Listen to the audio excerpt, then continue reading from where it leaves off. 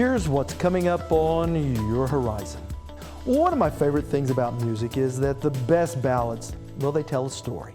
Today, we begin with the story of an Oklahoman and his musical connection to his boyhood hero and Oklahoma favorite son, Will Rogers.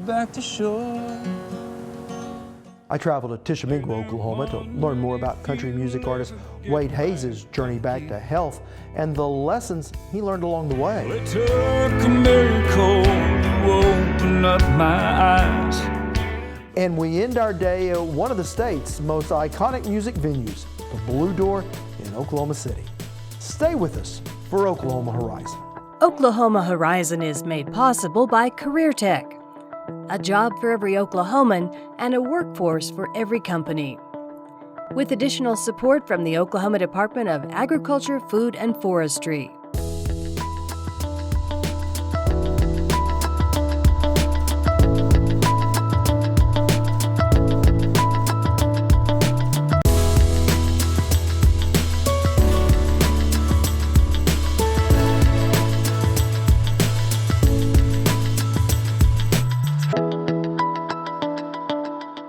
Hello everyone, I'm Rob McClendon. Thanks for joining us here on Horizon. Well, ask any native Oklahoman and they're bound to have some story or favorite saying from the life of Will Rogers. Even today, more than 80 years after his death, Rogers' wit-laced wisdom will not only bring a smile to your face, but make you think. And for singer-songwriter Bo Jennings, those thoughts have turned into the award-winning album and documentary, The Verdigris. Our Blaine Singletary was there for its debut on RSU Public Television to learn more on why Jennings has gone the extra mile to bring Will Rogers to a new generation. My name is Bo Jennings, and Will Rogers is my hero. He has been ever since I was a young boy. Bo Jennings is a musician turned filmmaker who was born in Inola, just a stone's throw from Will Rogers' birthplace in Oologah. His latest work, The Verdigris, In Search of Will Rogers, celebrated its public television premiere at the Will Rogers Memorial Museum in Claremore. Well, I set out to make the record, and I knew that based on the subject matter, he was such a special person, I thought I need to make this record in a special way. And so The Verdigris, like the river it was named for, became a winding, sprawling journey, following in the footsteps of Will Rogers. Traveling to places where Will lived, worked, etc., and recording a song in those places. And along the way, I thought, well, we should document it with photographs, maybe some videos, and it spiraled from there. Every detail in this production was meticulously planned, especially the music. Let the radio waves bring you back to shore. Yeah, I debated for a long time whether to make music that was stylistically tied to that period. On the other side, I wanted to make something that sounded modern to illustrate the expanse of time that his legacy has endured. Each stop on his journey brought new challenges. For example, the first stop, Will's birthplace, is now covered by the Verdigris itself. But those challenges brought creative solutions. The idea behind this was to make a floating memorial to the actual spot where Will Rogers was born. Before the water came rushing in, before a marker could be made, I'll sing a song instead for the life here floating in this place. From there, Bo traveled to such places as Rogers, Arkansas, and performed at the exact spot where Will got married to his wife, Betty. And the more you told me no, it got a little bit more cold. And when it finally froze, around the world I slid. To New York, New York, where Will's vaudeville act brought him fame.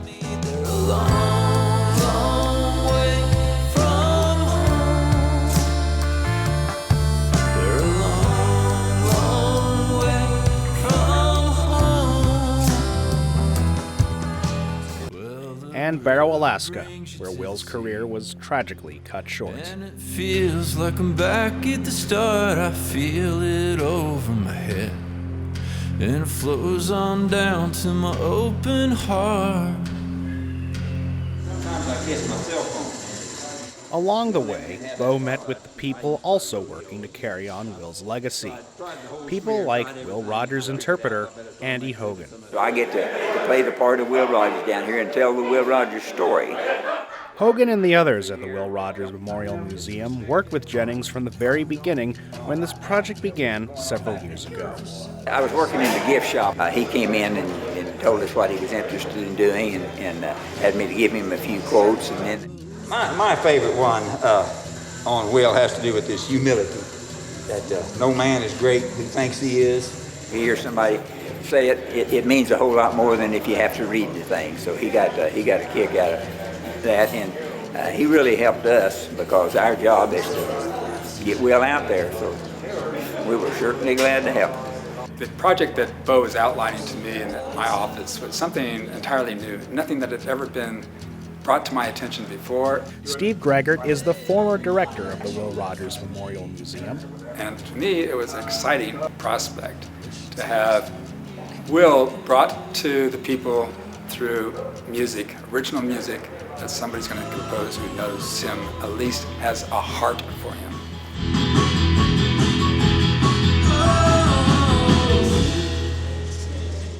But Bo says even after this long journey, he's not sure why he has a heart for him, or why he's such an important inspiration.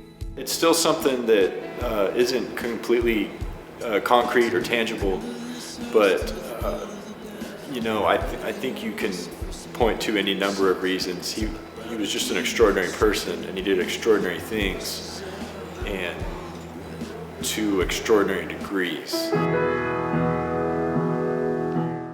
And perhaps his fame and carrying on his legend is reason enough. You know, he was at one time the most famous person in the world, and I think today he's fondly remembered but not deeply remembered. I think there's just an opportunity to reintroduce him to the public. What are we gonna find on Santa Monica Range? Now, since the film and the accompanying soundtrack album have been released, The Verdigris has gone on to win many awards, including the #1 Okie album of 2015. Now, if you'd like to learn more about Will Rogers, I have a link to my story on another award-winning documentary by RSU Public TV on Rogers' political commentary. And trust me, his wisdom is as relevant today as it ever was. To see that, head over to okhorizon.com and look under our value-added section. Now, when we return, the long journey back from stage 4 cancer for award-winning musical artist and Oklahoma native, Wade Hayes. You're watching Oklahoma Horizon with Rob McClendon. Weekly insight into your changing world. Well, it's now been over 2 decades since Oklahoma native and country music artist Wade Hayes made his debut on the country charts. In that time, he's had his hits, performing all around the world. But the real journey in Wade Hayes' life, well, it's been a personal one.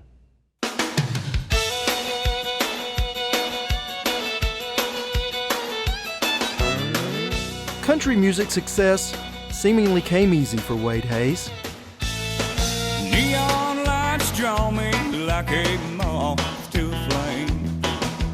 Things just really snowballed. It was a really, really fast ride once I got there. Yeah, you were young. I was 22, 23 years old at the time. I had my first hit record when I was 24 years old. I'm old enough to know better, but I'm still too young to care. Old Enough to Know Better hit #1 on the Billboard charts. Tonight's second Horizon Award nominee, Wade Hayes. With his debut album producing another 3 top 10 singles. It was the most incredible thing, and it was a blur. You know, so much happened, I can hardly remember all of it. And it was, to be honest with you, too much for a 24-year-old kid from Bethel Acres. I had never seen or done anything. And then all of a sudden, I'm flying coast to coast all the time and seeing things and experiencing things I'd never dreamt that I would get to do. And Wade Hayes' career continued to rock along with more hits despite himself. I was, really a naive country boy. And I knew I wasn't a stupid person, but I look back and think, how stupid were you? It's a hard game, and you've got to have a great team on your side. I mean, you can't do it on your own. A lesson Hayes would later be reminded of in his personal life.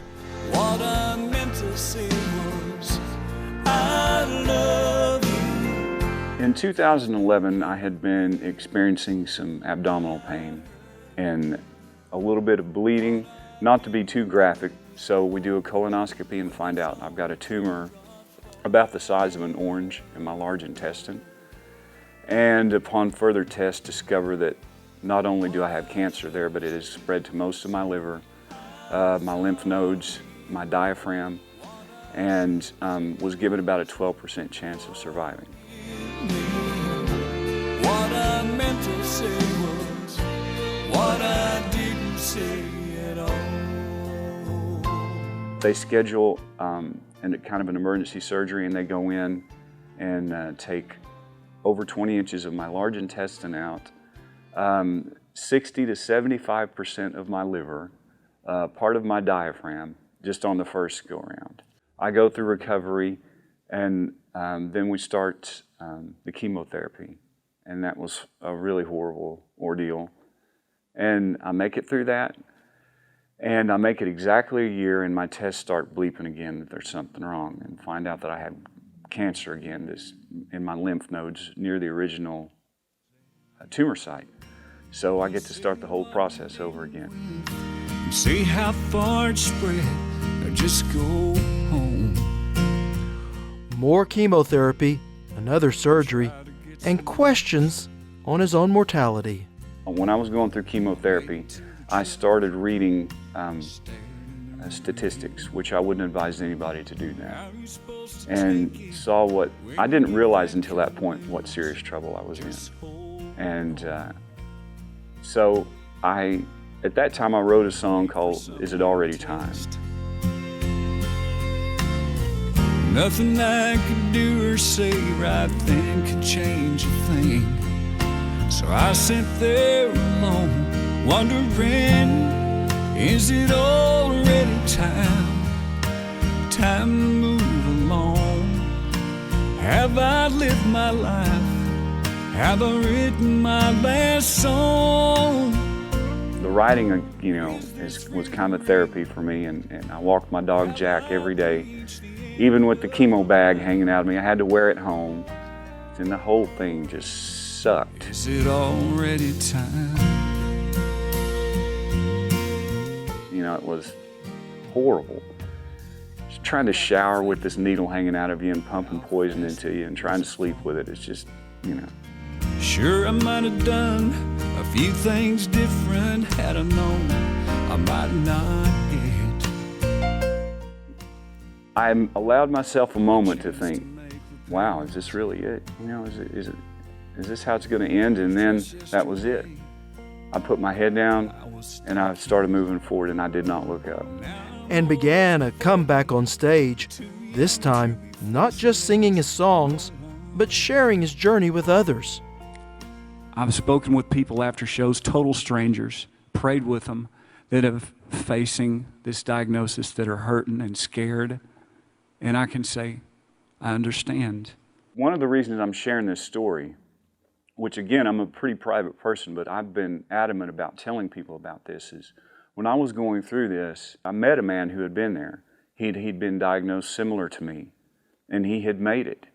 He made it through it, and he was still alive. And that gave me so much hope. Just knowing that it could be done, it gave me something to fight for. Knowing that it's possible. I imagined a day when it was done, when I was through it and I no longer had cancer. I imagined it was already done. I didn't think about the needle in my chest or the blisters in my mouth or how I couldn't touch anything or walk on anything because of the neuropathy. I thought about the day that it was finished and when I was going to feel better. And I focused my attention on that, and all of a sudden, I look up and I'm there. Don't think about how you feel at the moment. Think about a day when it's done, like you're already through it. And that helped me more than anything.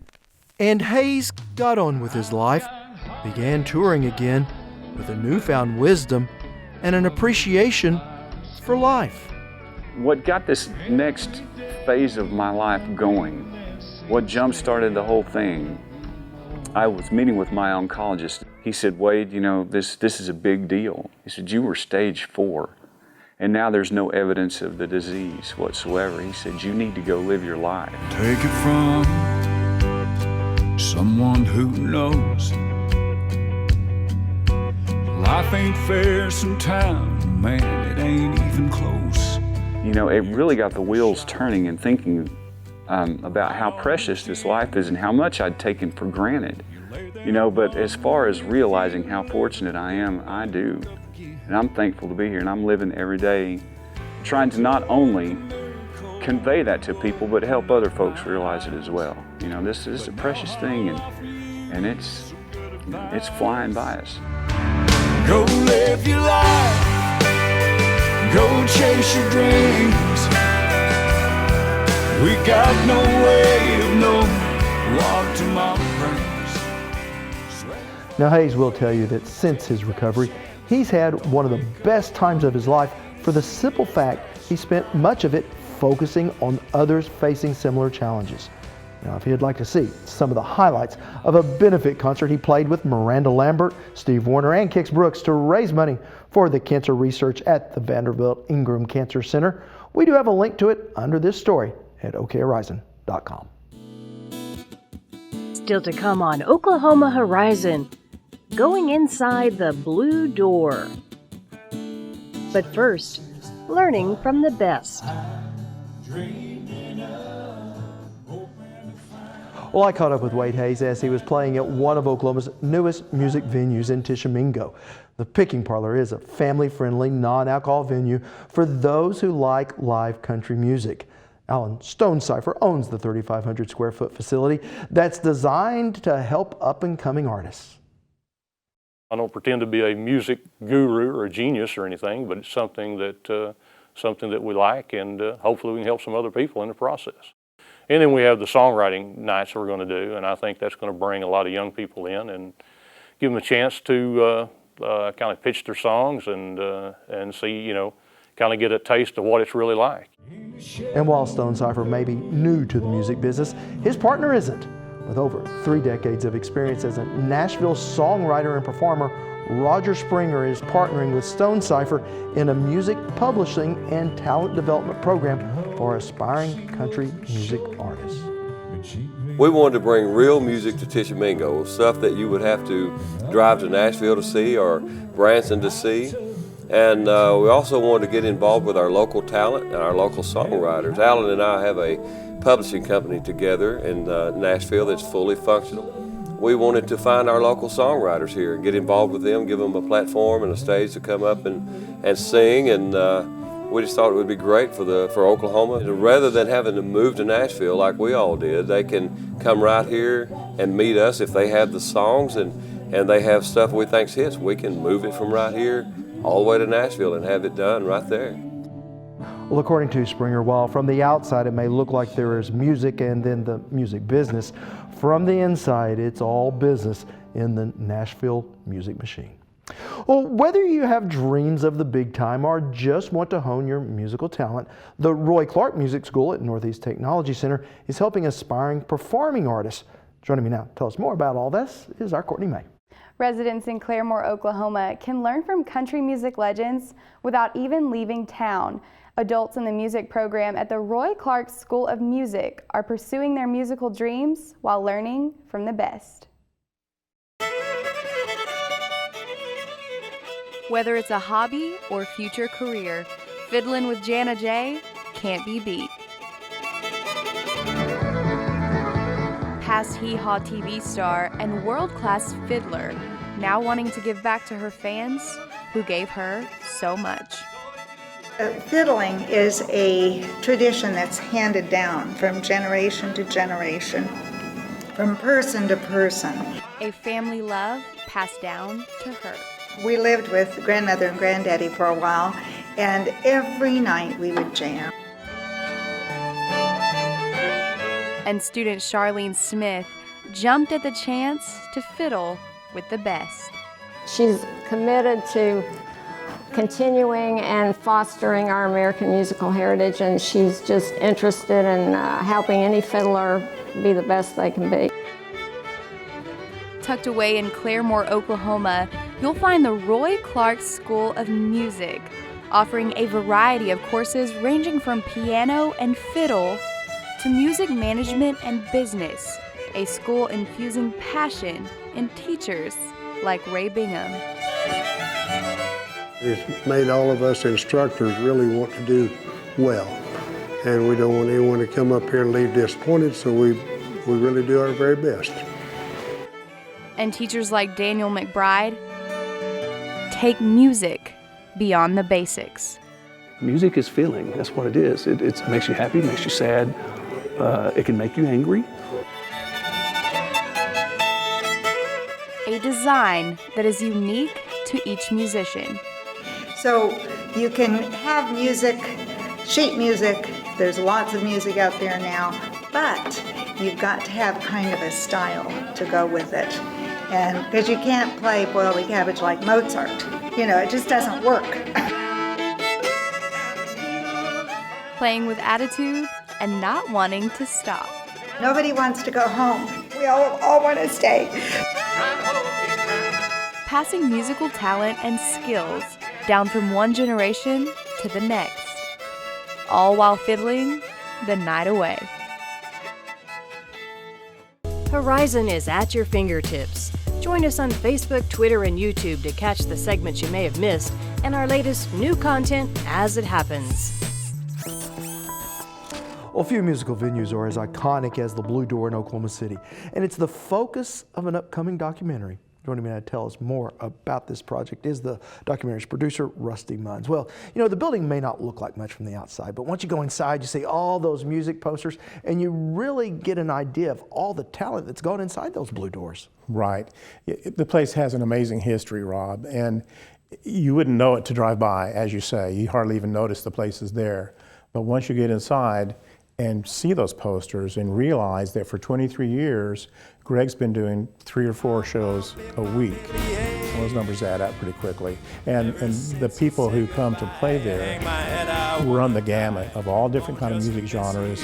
A lot of them are from Oklahoma, but many of them are from Austin or New York or California, all over the place. Blue Door is known internationally for what it does and what Greg has accomplished. How did all this get started? Basically, Greg was kind of involved in the music business in Oklahoma, and then he moved to Austin and got real involved in the music scene down there. After a while, he moved back to Oklahoma City. He moved into this building that is now the Blue Door, and he started having house concerts there. And from that point, it just evolved. At first, he was just bringing people up from Austin that he knew, musicians, to play a concert, and that worked out pretty well. And he thought, well, this is easy. Maybe I could just do this. And he's done it for 23 years now. Now, you've been documenting this for the past several years. What was your motivation? Part of it is, I think it's just a great story. I think it's amazing what Greg has accomplished with that place, in spite of some pretty serious odds against him at various times. He's developed a reputation really worldwide for musicians who want to come to a place. This is what's unique about the Blue Door. There's lots of places where musicians can go to play, and they're sort of in the background.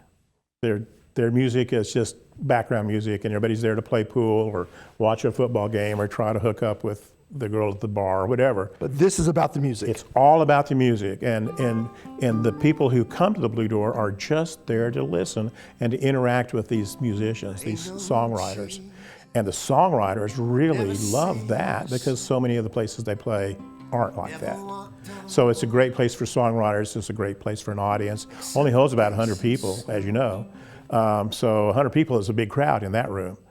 But that's kind of the beautiful thing about it, is the intimacy that you can have. Seriously, if you're sitting on the front row at the Blue Door, you're this far away from Jimmy Webb or John Fulbright or whomever it is. That's an amazing experience. Well, it's a fabulous facility, and I know we're all looking forward to seeing the documentary. Rusty, thank you so much. Thank you, Rob. Appreciate it.